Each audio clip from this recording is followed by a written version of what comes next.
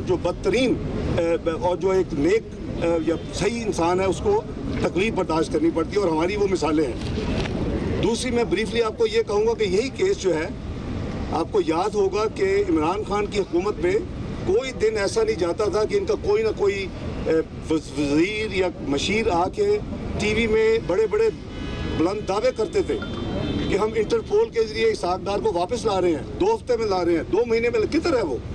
क्योंकि यही केस वहाँ गया, मैंने वो रिटर्न सारी वहाँ प्रूफ भेज दिए, उन्होंने इमरान खान की हुकूमत के मुंह में तमाचा मारा और मुझे वापस भेजा कि आपके खिलाफ कुछ नहीं है। ये भी लिखा कि जितने हमारे मेंबर्स इंटरपोल के दुनिया में, हमने उनको लिखा है कि पाकिस्तान इमरान खान की हुकूमत के कहने पे जो उनके इमिग्रेशन सिस्टम में मेरे खिलाफ जो डाला गया उसको डिलीट करें और कंप्लाइंस दें। एक और आपको चीज़ बता के फिर मैं इजाज़त लूँगा। आपको याद है कि एक चैनल ने, और मैं समझता हूँ मैं लकी था, उसने यही जो खराफात थी और झूठ था, मैं हमेशा एक्सप्लेन करता हूँ भाई मैंने कभी 20 मिनट टैक्स डिले नहीं की।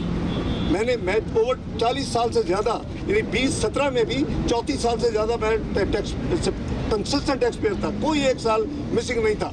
और ये जो लिखा 1981 to 2001, जिसमें मैं वज़ीर भी था, मैं पार्लियामेंटेरियन भी था, मैं लीडर ऑफ द अपोजिशन बाद में बना, वो पीरियड था। लेकिन मैंने कभी अल्हम्दुलिल्लाह किसी कैपेसिटी में अपनी टैक्स रिटर्न जो है वो डिले नहीं की। तो मैंने उस चैनल ने, उसकी बदकिस्मती पाकिस्तानी चैनल ने वहाँ वो केयर कर दी ये सारी चीज़ें। मैं उनको हाई कोर्ट यूके में लेके गया, उन्होंने माफ़ी मांगी, यहाँ उनका पड़ा हुआ है, मौजूद है, मैं नाम नहीं लेता उनका। 3 करोड़ रुपए मुझे खजाना उन्होंने अदा किया, और मैंने वो वकीलों की फीसों के अलावा सारा जो पैसा था मैंने गरीबों के डायलिसिस के लिए मैंने वो यानी डोनेशन दे दी, और मैंने उस पैसे को हाथ नहीं लगाया। पता नहीं इनको इंडायरेक्ट स्वाब होगा कि नहीं होगा, मुझे तो होगा क्योंकि मेरा तो लेजिटिम मेरे पैसे थे। तो आपको इससे अंदाज़ा हो जाना चाहिए कि ये झूठा केस है, ये एक फ्रॉड केस है, ये एक फेक केस है, और जिन्होंने बनाया तो उनको शर्म आनी चाहिए, उनको कौम से माफ़ी मांगनी चाहिए। उन्होंने मेरे 5 साल ज़ाया की, जिन्होंने मेरा पासपोर्ट कैंसिल किया। बहरहाल अल्लाह को ये मंजूर था। अब आगे चलते हैं। पाकिस्तान इस वक्त बदतरीन मुआशी सूरत हाल से दो चार है, और जिसकी मेन वजह जो है 4.25 साल की मिसमैनेजमेंट है पाकिस्तान में। इमरान खान हुकूमत इसको उस जगह पे ले गई, वो जो उन्होंने कहा ना कि हमारी हुकूमत से इसके ऊपर एटम बम गिरा दिया जाए, वो बिल्कुल इसी पे यकीन रखते हैं। और उन्होंने इस मुल्क का वो बुरा हाल किया है, वो बुरा असर किया कि मैं समझता हूँ कि वो दुश्मन भी नहीं पाकिस्तान के साथ कर सकता। हमारे दुश्मनों को कुछ करने की जरूरत नहीं है। अब इंशाअल्लाह पाकिस्तान में मुस्लिम लीग नून ने मियां नवाज शरीफ की क़यादत में माजी में अल्लाह के फजलो करम से 98-99 के जो मुआशी धमाके थे उसमें निकाला, और कोई पाकिस्तान में किसी चीज़ की कमी नहीं आई, किसी चीज़ की लाइन नहीं लगी। आपको याद होगा 2013 में, आपको याद होगा Pakistan macro economic unstable country declare हुआ था, और उस वक्त ये कोशिश थी कि हम 20-30 नहीं, बहुत जल्दी हम 5-4 साल बचा लें। अगर पाकिस्तान उसी डगर पे चलता तो मैं समझता हूँ कि जो पाकिस्तान दुनिया की 18वीं मईशत बनने जा रहा था और इटली और कनाडा की मईशतें पीछे होनी थी, वो शायद 20, 25, 26 तक बन जाता। लेकिन फिर वही ड्रामे, पनामा के दूसरे किस्म के जो ड्रामे होते हैं, मुल्क को बहुत हैवी कॉस्ट करते। खुदा के लिए बस कर दे, पाकिस्तान को आगे जाने दें, वरना मैं 3 दफ़ा पहले फाइनेंस मिनिस्टर रह चुका हूँ। मुझे जब चौथी दफ़ा ऑफर किया कि मैं फाइनेंस मिनिस्ट्री संभालूँ, तो मेरे ऊपर वो नए सुरखाब के पानी लग जाए। अल्लाह का शुक्र है, अल्लाह का जितना मैं शुक्र अदा करूँ कम है कि चौथी दफ़ा मुझे ये अल्लाह ताला ने अपने अवाम की, अपनी मखलूक की खिदमत के लिए चुना है। और मुस्लिम लीग नून की क़यादत ने, मियां नवाज शरीफ ने, मियां शहबाज शरीफ ने मुझे ये ऑफ़र किया कि आप आएँ और आप इस जिम्मेदारी को संभालें। आप दुआ करें कि हम सब का मुल्क है, हम सब की ये जिम्मेदारी है कि हम मुल्की मुफाद के खिलाफ बिल्कुल काम न करें। हम जो भी हो, जितनी सियासत को दबा दें, इसको दफन कर दें जो घटिया सियासत है। लेकिन बदकिस्मती से एक पार्टी इस वक्त वो कल्ट बना लिया है, उसको उसके यानी नेगेटिव सियासत के अलावा कुछ नहीं आता। तो और बड़े बड़े बोल बोलते तकबर। कल भी कहा कि ये तो नहीं रोक से मैं गिरा के देखो। ओ भाई, अल्लाह ने गिराए, अल्लाह ने तुम्हें ऑलरेडी गिरा दिया, अभी माफ़ी मांग लो अल्लाह से, आगे देखो कितनी जल्दी और तुमने गिरना है अभी। तो बहरहाल वो हम बात छोड़ते हैं। तो मेरी गुजारिश ये है कि जी जो मकसद है आने का, वो पासपोर्ट मिला है तो मैं आ सका हूँ, और वो PMLN की हुकूमत को क्रेडिट जाता है कि जी कोई आप दुनिया में नहीं रोक सकते पासपोर्ट। माने का गांधी का इंटरनेशनल कोर्ट होता है, ह्यूमन राइट्स की खिलाफ वर्जी है किसी का पासपोर्ट, आप इससे बेसिक राइट टू ट्रेवल तो ये सारा इलीगल काम होते रहे हैं। पहले फेक केस बनाया, फिर मेरा पासपोर्ट कैंसिल कर दिया। वैसे कहते थे आए, लेकिन पासपोर्ट नहीं देना। भाई मैं किसी आपके पासपोर्ट में आऊँ? बहरहाल अल्लाह का शुक्र है, अल्लाह ने मुझे, मैं जितना शुक्र अदा करूँ कम है कि मैं अपने मुल्क में वापस आया हूँ। और ये फॉर्मेलिटी जो थी, ये केस जैसे मैंने कहा फेक केस है, ये 10 मिनट का केस है, इसको हवा में उड़ जाना चाहिए था अब तक। बहरहाल इंशाल्लाह उसका भी हर चीज़ का अल्लाह ताला की तरफ से वक्त मुकर्रर है, इंशाल्लाह बड़ी जल्दी। ये बताइए कि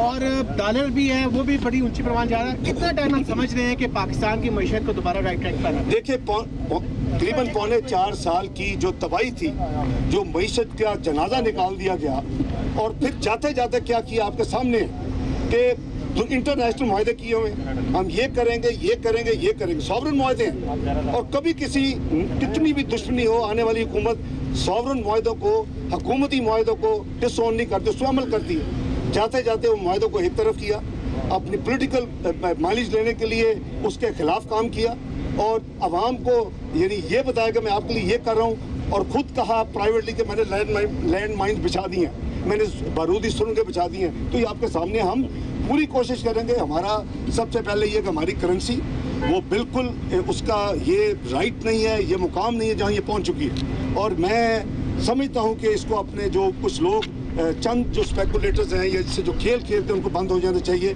मेरा ख्याल है कि उन्होंने बंद कर दिया है, मैं उनको मशकूर हूँ, उन्होंने डायरेक्शन ठीक ले लिया है। मेरे आने सफ़र करने से शुरू ही उन्होंने 2 दिन में अच्छा पाकिस्तान में वो अच्छा एक काम किया है, अच्छा खासा पाकिस्तान के कर्ज़ों में उसकी वजह से कमी आई है। इंशाअल्लाह हम एक हमारी प्रायोरिटी नंबर 1। दूसरी हमारी प्रायोरिटी यही है कि हम इन्फ्लेशन को नीचे लाएंगे, हम इंटरेस्ट रेट्स को नीचे लाएंगे, हम इकॉनमी को रिवाइव करेंगे। लेकिन मैं सिर्फ जो ज़बानी दावे होते हैं मैं वो नहीं करने वाला। आप हमारी हिस्ट्री देखें PMLN की, आप 98-99 की आप देखें, 2017 में हमने कहाँ छोड़ा था इस मुल्क को, मियां नवाज शरीफ ने, मैंने, और 2018 में हमारे PMLN ने कहाँ छोड़ा। यानी लोएस्ट हमने इन्फ्लेशन 4% आपको दी, 2% फूड इन्फ्लेशन दी, उसके बाद आपको हाईएस्ट ग्रोथ दी 6.3%, आपको हाईएस्ट रिजर्व दिए, स्टेबल रुपया दिया 4 साल 104 रुपये 50 पैसे में। भाई ये किसी और मुल्क में हो तो उस पार्टी को तो लोग यानी हवा में सर पे उठा लेते हैं। अच्छा ये बताइएगा पेट्रोल प्राइस ज़्यादा होगी, पेट्रोल प्राइस ये तो जब अभी 2-4 दिन तो दूंगा यार। दूसरा ये अपोजिशन की तरफ से जो कि एक जमात का आप नाम ले रहे हैं, वो ये कह रहे हैं कि जनाब आप किसी इस्टेब्लिशमेंट के साथ किसी मुआहदे की शक्ल में आपको इधर लाया गया है। अगर ऐसा है फिर आपका जो एंटी इस्टेब्लिशमेंट का बयानी है वो क्या ख़त्म हो गया? और दूसरा सवाल ये कि आपने कहा कि मुल्क को चलने दिया जाए, तो ये पैगाम आपने सियासी जमातों को दिया है या किसी और को? मैं देखिए, जहाँ तक आपका भाई पहला सवाल है ना, वो ना हम डील में बिलीव करते हैं, डील करने वाले आपको पता है, और ना ही किसी की अरेंजमेंट में बिलीव करते हैं। वो बताएं कि RTS कैसे बंद हुआ था, वो बताएं कि इलेक्शन चोरी कैसे हुआ था, वो बताएं कि इलेक्शन हाईजैक करके उनको कैसे लाया गया था। ये बदकिस्मती है कि पाकिस्तान के यानी करीबन 5 साल, कीमती 5 साल ज़ाया हो चुके हैं, और पाकिस्तान करीबन 30 साल पीछे जा चुके हैं। भाई आप आज 54th इकॉनमी बनने जा रहे हैं दुनिया की, 18वीं मीशत बनते बनते, बजाय ये कि आप G20 दुनिया की प्रीमियम क्लब पे बैठते एज ए प्राउड पाकिस्तानी देखते उसको, पाकिस्तान को। आज हम 54th इकॉनमी प्रोजेक्ट हो चुके हैं 4.25 साल की तबाही के बाद। तो दूसरी जो आप, तो इसलिए कोई डील नहीं है, हम डील में बिलीव नहीं करते, और कोई जो है इस पर किसी किस्म का अरेंजमेंट नहीं है अल्हम्दुलिल्लाह। तो आपके सामने है कि जब पासपोर्ट ही नहीं दिया, जो कह रहे हैं डील है, उनको क्या आपने पासपोर्ट दिया था? क्या आपने पूछे उनसे कि आपने क्या पासपोर्ट कैंसिल करवाया था? उनसे पूछे कि आपने एम्बेसी को इन्फॉर्म किया था कि हाई कमीशन लंदन ने इनको पासपोर्ट ना? क्या मुनाफिकत है यार, खुदा का खौफ करें, अल्लाह से डरें, ये सियासत आनी जानी चीज़ है। दूसरा जो आपने दूसरा सवाल किया जी, वो दूसरा सवाल ये था कि आपने कहा कि मुल्क को चलने दो, ये मैसेज किसको? ये मैसेज मैं इमरान खान को दे रहा हूँ, उसकी मैं पार्टी को दे रहा हूँ। जब पॉलिटिशियन इकट्ठे होते हैं, आपको याद होगा 2014 का धरना, तो जो धरना उठाया गया था, ये खादम उसने नेगोशिएट किया था, मुल्क की इंटरेस्ट में किया था, उनको वापस लाए थे। वो अपना खुदा का खौफ करें। ये नहीं है कि मैं हुकूमत में हूँ तो ठीक है, मैं हुकूमत में नहीं हूँ तो इसमें एटम बम गिरा दे, ये उनकी स्टेटमेंट, मेरी नहीं है। तो खुदा का खौफ करें, पाकिस्तान को चलने दें, इंशाल्लाह पाकिस्तान इन द फ्यूचर। हमारी कैबिनेट मीटिंग है। ये बताइए कि आप आगे तो मईशत बेहतरी की तरफ गामजन है, आपसे पहले जो वजीर खजाना थे, तो क्या ये उनकी नाअहली है या आपकी लीडरशिप ने?